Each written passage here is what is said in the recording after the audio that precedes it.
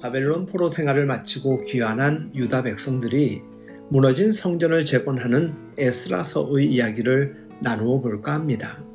처참히 무너졌던 예루살렘 성전이 재건되는 일은 말 그대로 꿈같이 시작됐습니다. 바벨론을 정복한 바사 제국의 황제 고레스는 포로되었던 유다인들에게 고향 땅으로 돌아가 성전을 재건하라는 생각지도 못한 명령을 내렸던 것입니다. 그러나 무너진 성전을 다시 세우는 일은 결코 녹록지 않았습니다. 공사를 시작하자마자 주변 민족의 방해가 있었습니다. 그 방해는 매우 조직적이면서 끈질겼기에 어렵게 시작된 성전 재건은 결국 중단되고 맙니다.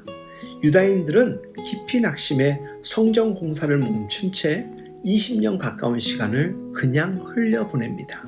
그때 하나님은 선지자 학개와 스가랴를 세우셔서 그들을 통해 유다 백성들에게 말씀을 주십니다. 하나님의 말씀이 임하자 공동체의 지도자들과 백성은 성전 공사를 위해 일어서게 됐고 도무지 재개될 가망이 보이지 않던 공사를 다시 시작할 수 있게 되는데 그 힘이 하나님의 말씀으로부터 나왔습니다. 실패하고 오랜 침체에 빠지면 다시 시작하고픈 마음조차 일어나지 않는 것 우리 모두 경험했을 것입니다. 그럼 그때 새로운 마음을 주시고 일어날 힘을 주시는 분 바로 우리 하나님이십니다. 그러고 보면 개인이든 공동체든 시스템이든 참된 부흥과 새로운 시작은 하나님만이 주도하십니다.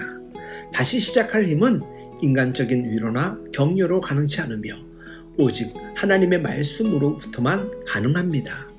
다시 공사를 시작하도록 이끈 하나님의 말씀의 단서는 학개서에서 얻을 수 있습니다.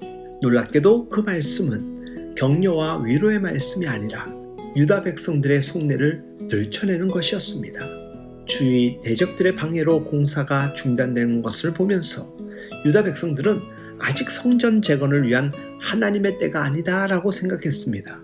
따지고 보면 그들은 침체와 실패를 합리화했던 것이고 이 합리화의 이면에는 욕망이 자리 잡고 있었습니다. 중단이 계속된 이유는 따로 있었던 것입니다. 하나님은 학개 선지자를 통해 하나님의 집을 재건해야 할 백성들이 정작 자신들의 집을 꾸미는 데만 열을 올리고 있었다는 사실을 들추어내신 것입니다. 성전이 황폐한 상태로 방치되든 말든 그들은 자신들의 위안만을 생각했던 것입니다. 하나님께서 포로된 백성들을 예루살렘으로 돌아오게 한 것은 그들로 하여금 하나님의 집을 다시 세우게 하시기 위함이었습니다.